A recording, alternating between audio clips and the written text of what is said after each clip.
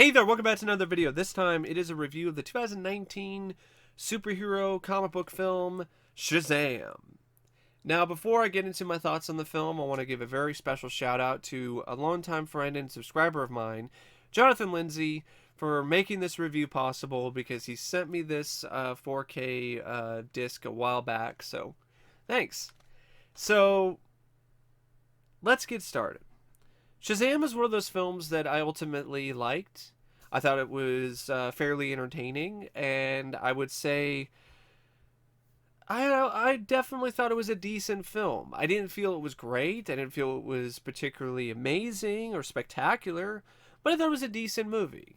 And that's trend. That's a good thing. That's a sign of DC's cinematic universe trending up in the right direction, where they are now turning into decent films. But I also was left a little empty by this film. It was one of those movies where I feel it wasn't as satisfying or as effective or as good as it could have been. And this is going to be one of those reviews that might be a little rambling as a result because I just have all these different thoughts in my head about it. So I'm going to try to keep them in order the best I can. But I just wanted to give you a little heads up if things go off the rails. So it's directed by David F. Sandberg, and David F. Sandberg is a definitely capable director. He's a capable, talented director. He directed a film called Lights Out, based on a short film that he did that I saw and I enjoyed. I thought it was one of the more underrated horror films I'd seen from the past few years. It was also one of the best horror films that had a gimmick and actually did it in a way that didn't come across as cheap or lazy or uninspired. I think he also did, what was it, the Annabelle prequel or sequel or whatever it was. I haven't seen it, so I can't really say anything about it. But for a guy who doesn't have a whole lot of experience directing comic book films, he did a good job capturing the aesthetic and the overall vibe and the energy of a comic book film, and in particular, a light-hearted comic book film. Because Shazam is definitely a more lighthearted film than Justice League or Batman vs. Superman or Suicide Squad or Wonder Woman or Man of Steel. This is DC's closest approximation to the Marvel formula. And to me personally, it's on par with the most average, adequate Marvel outputs, but that's a step forward in the right direction compared to where things were with the DC cinematic universe previously. Sandberg's direction is it's adequate. It's similar to the film itself. It's nothing particularly amazing or spectacular or stunning, but it gets the job done. I think where it's a letdown is in the action sequences and in sequences that take place in rather bland settings like the carnival. I don't know why the finale had to take place in a carnival. I thought that was a little, let's just say, I don't know if weak is the right word, but I felt it was a little lame for all this build up and it just takes place in a carnival. It was just like, eh. It seemed rather quaint, and maybe that's the point, but I would have liked to have seen a bigger finale. I also would have liked to have seen just more scenes with Zachary Levi as Shazam doing things other than charging people's phones or shooting lightning from his hands or doing YouTube videos. I understand it's the first installment, it's the first adventure, but it just felt like he didn't do a whole lot. And then the climax, the screenplay decides to, in a lot of ways, kind of overshadow him by making it so now everyone is a hero. And there's like a whole family of heroes.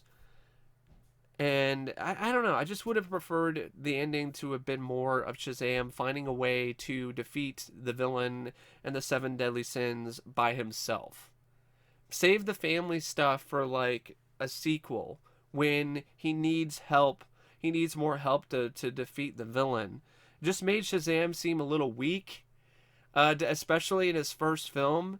It would be like if you had Superman the movie, and Superman couldn't stop Lex Luthor by himself, so he had to bring in Superboy and Crypto the Super Dog, and what was it, Sparky the Super Cat and Supergirl or whatever the hell, and that's how he's able to defeat Lex Luthor. You'd be like, well, that's pretty lame, and that's kind of how I felt about the overall climax of the film. But that's not really something that David S. Sandberg is to blame for. That's more something that I throw uh, the heap of blame towards the screenplay. Now, like I said, David F. Sandberg's direction is not bad by any means. For instance, when the scene in the boardroom I thought was really well done, and I think that is an example of where he's playing more in his comfort zone because it's more of a horror sequence. I also felt that the sequences that were shot in the lair were very cinematic and very well shot and had a nice amount of creativity in them.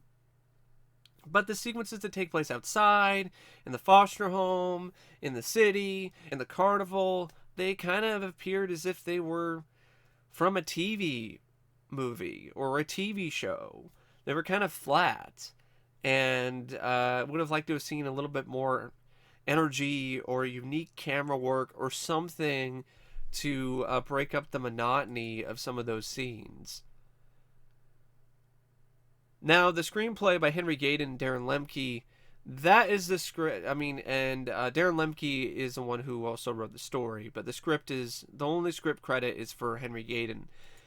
And much like a lot of other films, I think this screenplay would have benefited from another screenwriter, another voice, another person to punch up the lines of dialogue, punch up the comedy, because this film is marketed as a superhero comedy, and a lot of the marketing was trying to tie into some of the same sort of magic that Deadpool had, and this does at a lot of instances feel like a PG-13 Deadpool, and that doesn't work because Deadpool is crass, he's over the top, he's violent, and this film to me proves that a PG-13 Deadpool is not going to work at all, because there are jokes and things that you can't really even come close to even doing with this rating, and it just came across as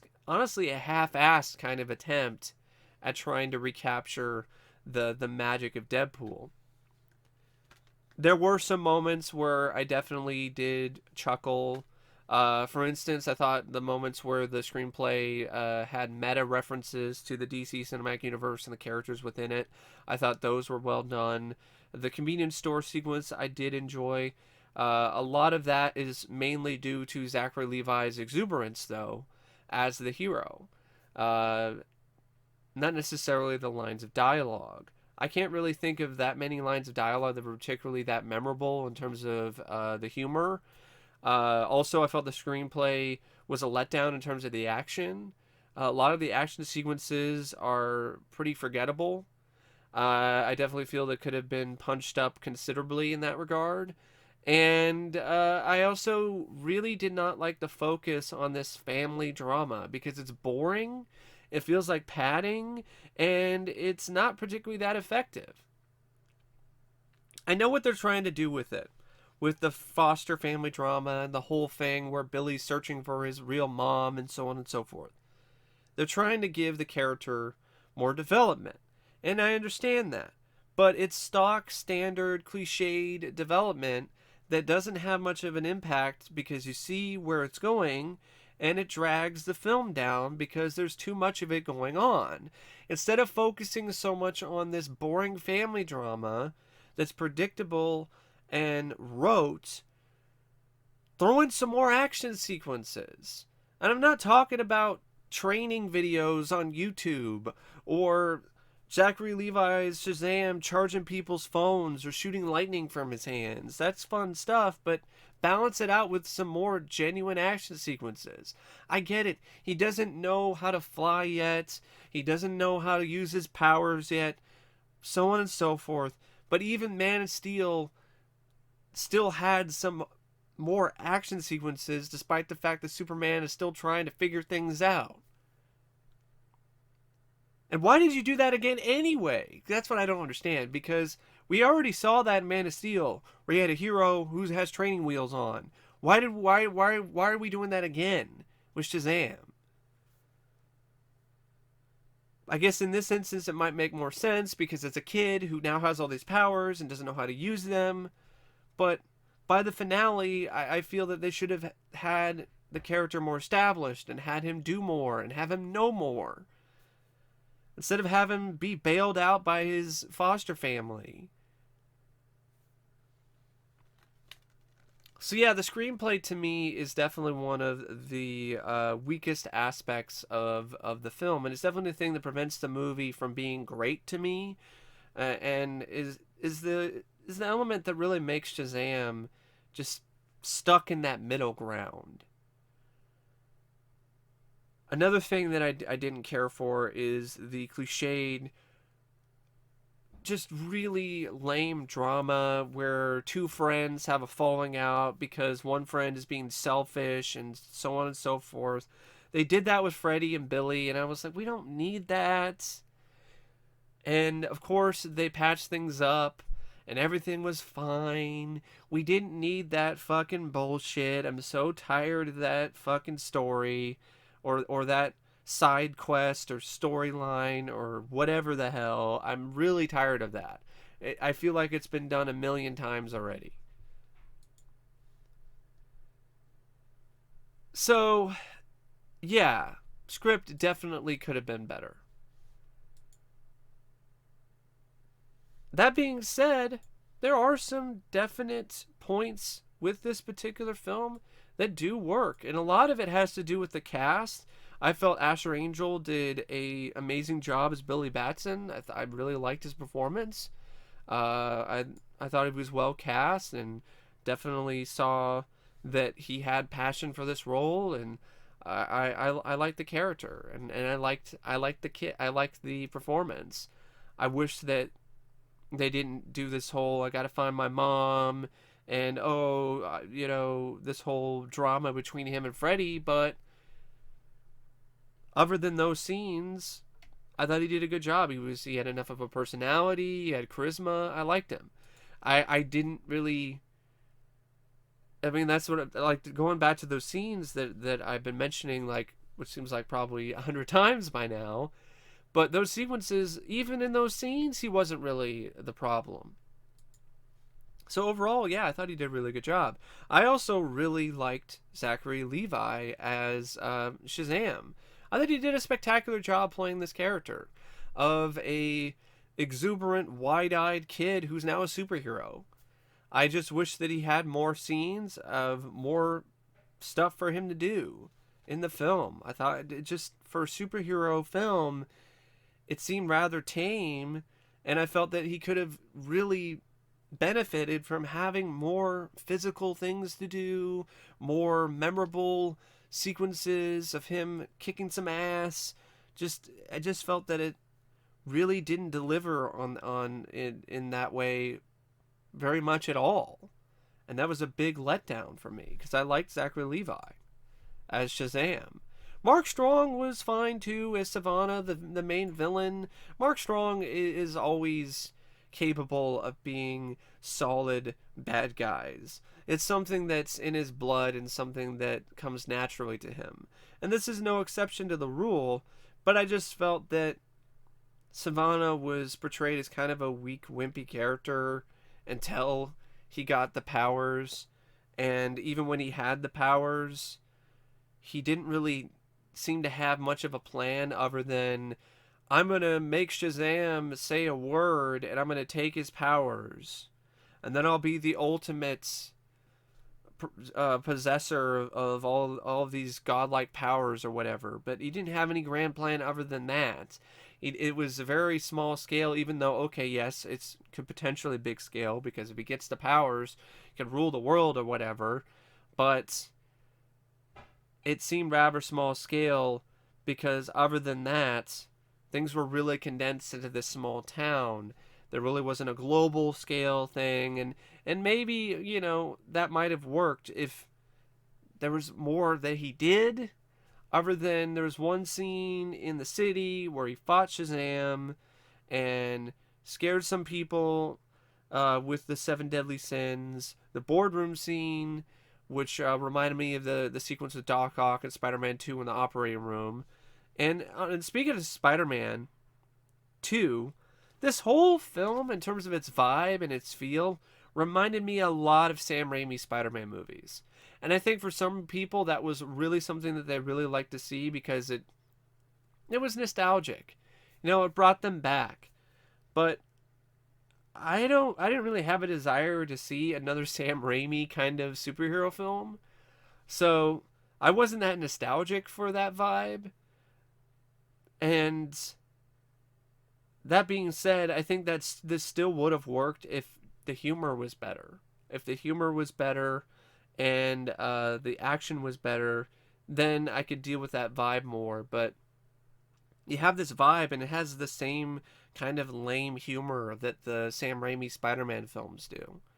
And for some, that's endearing, but for me, just makes me want to roll my eyes.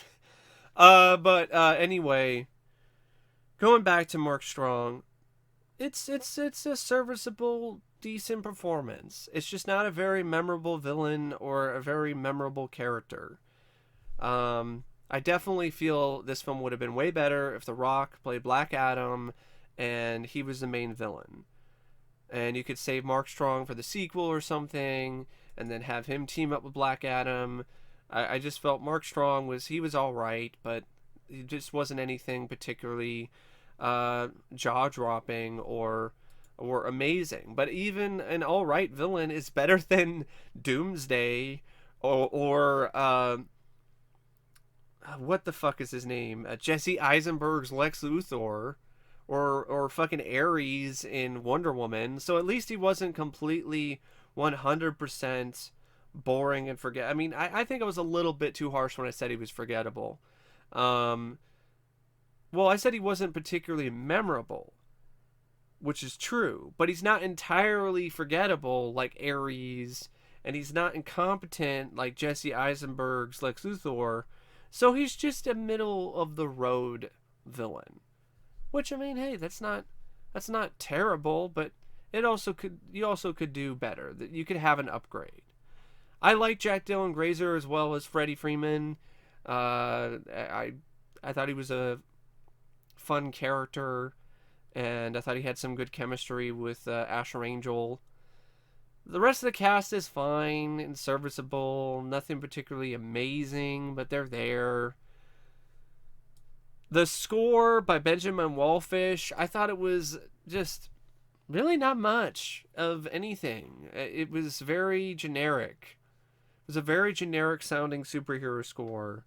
I definitely feel that's another aspect of this film that could have been enhanced considerably is the score.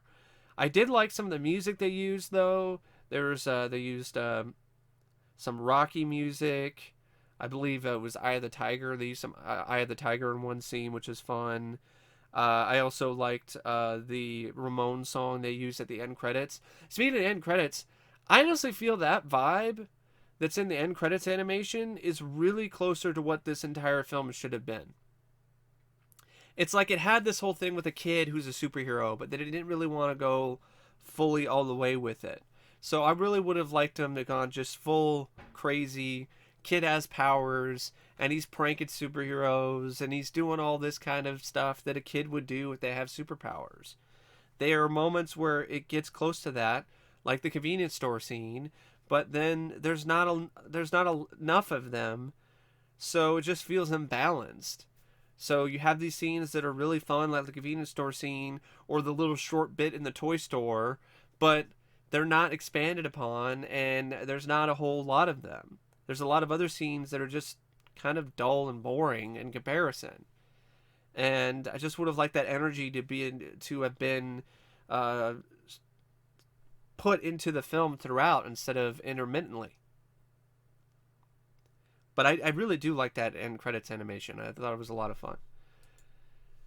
Now, the cinematography by Maxime Alexandre, it's adequate, just like the direction. There's other than in the sequences and the layer, in terms of the lighting, in terms of the way things are shot, uh, there really isn't anything particularly. I'm trying to think of the right word. There isn't anything particularly eye catching about the cinematography. The editing by Michael Aller, it's not particularly excellent, but it's fine.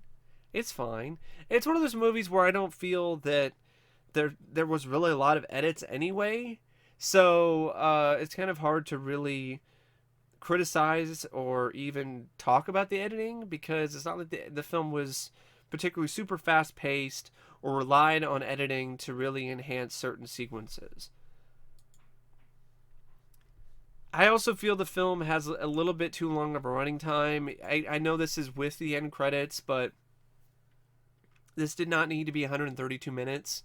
Like I said, just cut down on the family drama, throw in some more action, more scenes with Shazam doing spectacular superhero things, and pump up the finale and just make it like a 90-minute, 100-minute long movie.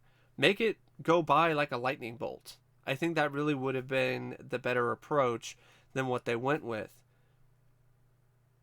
And if you're going to have comedy, just try harder. Like, if you want to do the meta stuff, do more of it, because that was the most effective humor in the film, is the meta stuff. I didn't really find, oh, your phone's charged, to be really that funny. I know a lot of people, that was used in the marketing, it was all over the place. I didn't find it, it was just like, it was just, oh, all right, cool. You charged somebody's phone. Even the funny bit was pretty predictable. Oh wait, he's gonna charge somebody's phone and it's gonna explode. I predicted that happening before that scene even played out. And there's this whole thing with him of like a bubble gum. I don't even remember that scene. I really don't even remember this scene in the film. If it was in the movie where he's on his phone with bubblegum, it wasn't very noteworthy or particularly memorable, so wasn't really that well done in that regard. Things that were well done, though, I just like I said, this is kind of rambling. It's just off the top of my head. I definitely want to mention the costume design. I thought the costume design in this film was great. I really liked the look of the suit. I thought they did a really good job with that. So that is an element of the film that also really works and does strike lightning. But the humor, for the most part, is pretty lame, other than the meta stuff. The action, for the most part, is pretty lame, other than a few instances. The CGI at times is a little bit dodgy, especially with the Seven Deadly Sins. Also, the design of the Seven Deadly Sins is very generic, and it's hard to really tell them apart. They look like just gargoyles. They look like brown, scaly gargoyles. And unless somebody tells you what's supposed to differentiate them, it's really difficult to tell which one is which. I feel they should have done a way better job with making them stand out from one another.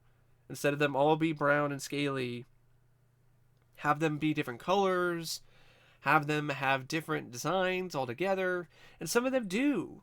But it's just a very generic, bland design overall. The only things they change is one's skinnier than the other, one's fatter than the other, so on and so forth. I don't feel they put a whole lot of effort into the design of the Seven Deadly Sins. I think that's too bad.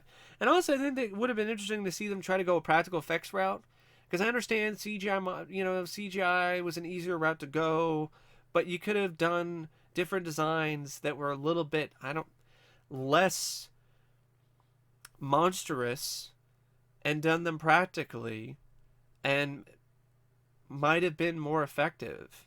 Like, heck, you could have just had other actors be in makeup play the seven deadly sins. I actually would not have minded that at all.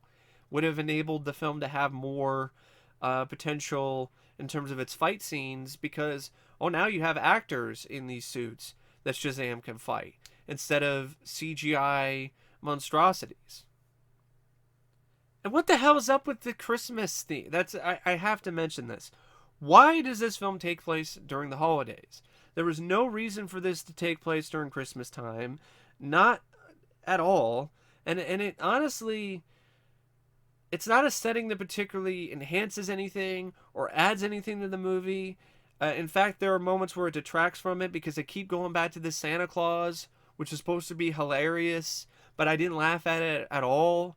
It's just a Santa Claus who was there in the middle of the craziness at the end of the movie, and then he's interviewed at the end of the film, and he's swearing, and he's all hyper, and it's supposed to be hilarious. I don't. Why?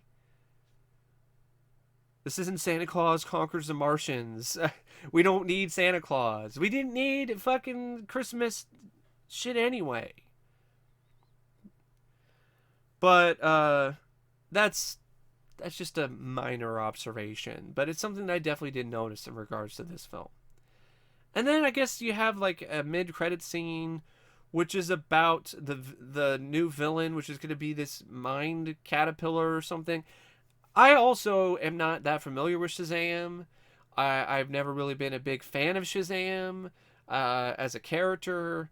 I mean, I wasn't fond of the '70s show where Billy Batson and his grandpa drive around in a motorhome and save people or whatever. That was kind of lame from what the episodes that I've seen. I always felt Captain Marvel, Shazam as a character, was kind of boring. Even though it's a kid who's a superhero, his powers and everything are so similar to Superman. It just feels like he's just another Superman, but the only difference is it's a kid who's in the body of Superman. And that's an alright difference, but it's not enough to really make the two drastically different from one another. And Shazam doesn't even seem like that, like he has nearly as many weaknesses. Like, at least Superman has kryptonite. I don't even know what Shazam's kryptonite is, if he even has any, other than, oh, I'll kill the kid, I guess. I guess that's it. That's his kryptonite. The fact that when he's not Shazam, he's a 12-year-old kid or something. But yeah, I mean, for a character that I'm not super fond of, it did an all right job entertaining me, and I wasn't too bored by it. And overall, I know some people are gonna disagree. Some people say it was really good and they liked it a lot more, and I have no problem with that whatsoever. But I personally feel it's an average, adequate comic book film. It could have been better, but it also could have been a hell of a lot worse. And I'm looking forward to seeing what they're going to do with the sequel. I really am looking forward to seeing Zachary Levi face off against The Rock. And I'm looking forward to seeing what they're going to do with the second film in terms of giving it a bigger, grander scale. Hopefully now that the origin is established, Shazam will be in more control of his powers, so he will do more in the sequel than what he did in the first film, and hopefully it'll overall be a more satisfying film. But anyway, that's just my thoughts on Shazam. As always, thank you for watching, and I'll see you later. See ya.